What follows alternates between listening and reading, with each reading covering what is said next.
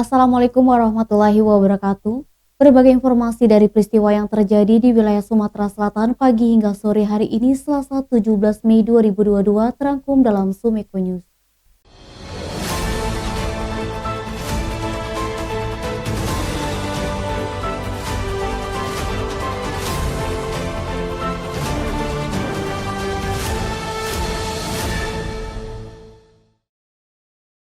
Didampingi keluarga serta tim penasehat hukum mantan Gubernur Sumatera Selatan Alex Nurdin bersama 3 terdakwa lainnya Muda Imadang, Caca Isa Saleh dan Yaniar Sahasan hadir langsung di ruang sidang Tipikor PN Palembang, Selasa 17 Mei.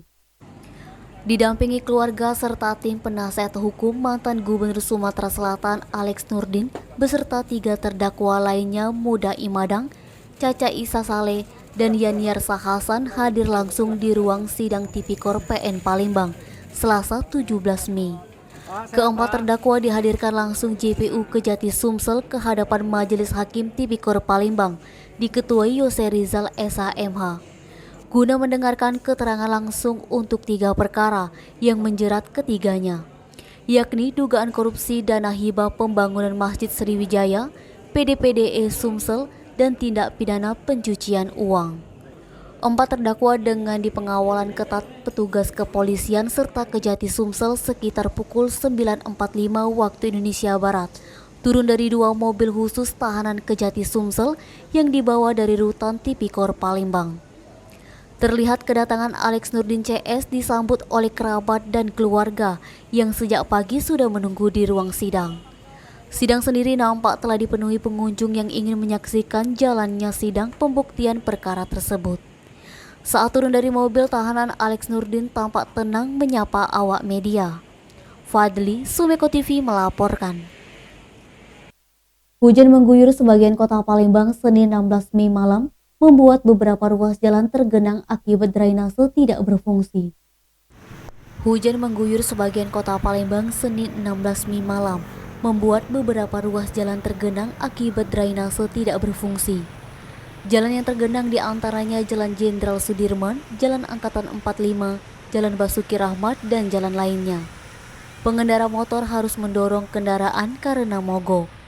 Marina, salah satu pengendara motor yang mogok akibat terendam air di simpang flyover Polda, mengatakan permasalahan banjir di kota Palembang sangat berdampak bagi masyarakat. Selain merepotkan, banjir di jalan utama ini dapat membahayakan pengendara khususnya jika berjalan pada malam hari. Marina berharap agar permasalahan banjir di kota Palembang dapat segera teratasi. Karena banjir merupakan masalah yang tak kunjung habis dan tak pernah ketemu jalan keluarnya. Edi Handoko, Sumeko TV melaporkan. Pegawai di lingkungan pemerintah Kabupaten Ogan Ilir kembali beraktivitas Selasa 17 Mei. Memulai aktivitas pasca libur, Pemkab Ogan Ilir menggelar apel gabungan seluruh organisasi perangkat daerah yang dipusatkan di Kompleks Perkantoran Terpadu Tanjung Senai Indralaya. Bertindak selaku pimpinan apel yakni Asisten Bidang Administrasi Umum Pemkab Ogan Ilir Yohanes.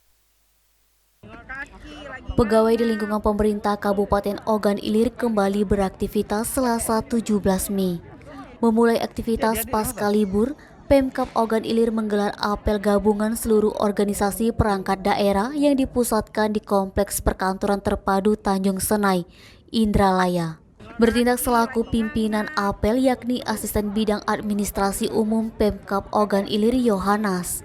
Yohanes mengatakan, apel gabungan ini digelar dalam rangka memelihara dan meningkatkan rasa cinta kebangsaan dan tanah air, pengabdian terhadap bangsa dan negara Indonesia, serta untuk menumbuhkan disiplin PNS.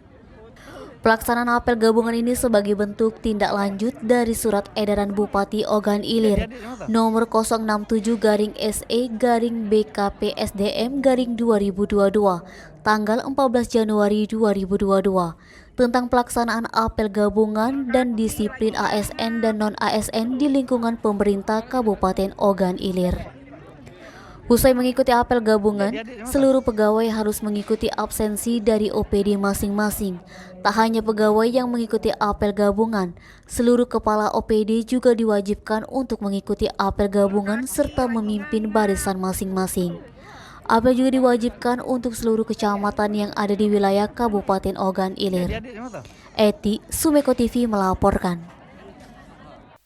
Selama 3 hari berturut-turut, calon jemaah haji Kabupaten Ogan Komering Ilir mulai jalani manasik haji di Man Aisi, Kecamatan Teluk Gelam Oki. Selama 3 hari berturut-turut, calon jemaah haji Kabupaten Ogan Komering Ilir mulai menjalani manasik haji di Man Aisi, Kecamatan Teluk Gelam Oki. Kepala Kantor Kementerian Agama Kabupaten Oki, Dr. Andes Haji Subrata, melalui Kasih Penyelenggaraan Haji dan Umroh, Dr. Andes Haji Mutawali MPDI Selasa 17 Mei mengatakan, pelaksanaan manasik haji ini diikuti 212 calon jemaah haji. Dengan manasik calon jemaah haji dipersiapkan tentang segala hal yang baik, materi ibadah, fikih haji, dan kesehatan, supaya benar-benar istiqomah. Mutawali mengatakan manasik haji sejatinya dilaksanakan sebanyak 2 kali tingkat kabupaten dan 8 kali tingkat kecamatan. Namun karena sekarang masih situasi COVID-19, maka hanya 2 kali kabupaten ditambah 1 kali oleh pemerintah daerah dan 4 kali di kecamatan. Niskia, Sumeko TV melaporkan. Peristiwa seorang pemain bulu tangkis meninggal di tempat sering terjadi di Kota Palembang. Rata-rata yang meninggal sudah lanjut usia. Peristiwa seorang pemain bulu tangkis meninggal di tempat sering terjadi di Kota Palembang. Rata-rata yang meninggal sudah lanjut usia. Menanggapi kejadian ini, dokter spesialis penyakit dalam yang juga Ketua Ikatan Dokter Indonesia Cabang Kota Palembang, Dr.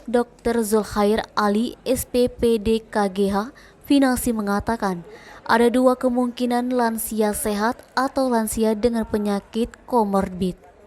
Kriteria lansia sekitar umur 65 tahun. Untuk lansia dengan penyakit komorbid seperti penyakit jantung, hipertensi atau penyakit tekanan darah tinggi, diabetes mellitus, gangguan pernapasan, ginjal kronis, gangguan saraf, dan lain sebagainya, tidak dianjurkan olahraga yang sifatnya kompetitif. Artinya olahraga yang memiliki hitungan skor seperti bulu tangkis, sepak bola, basket, dan sebagainya yang bersifat pertandingan. Lansia atau orang dengan penyakit komorbid dianjurkan untuk berolahraga yang sifatnya olahraga fun atau aerobik, seperti jalan kaki, senam, atau bersepeda. Lansia atau orang dengan penyakit komorbid sangat dikhawatirkan olahraga kompetitif, terlebih jika olahraga di ruangan tertutup dengan kondisi panas seperti kebanyakan lapangan bulu tangkis di Kota Palembang. Menurut Zulkhair, lansia atau orang dengan penyakit komorbid dan juga bukan olahragawan tetap ingin melangsungkan olahraga yang bersifat kompetitif, sebaiknya memeriksa kesehatan ke dokter terlebih dahulu.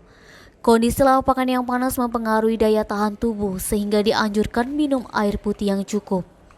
Naba, Sumeko TV melaporkan.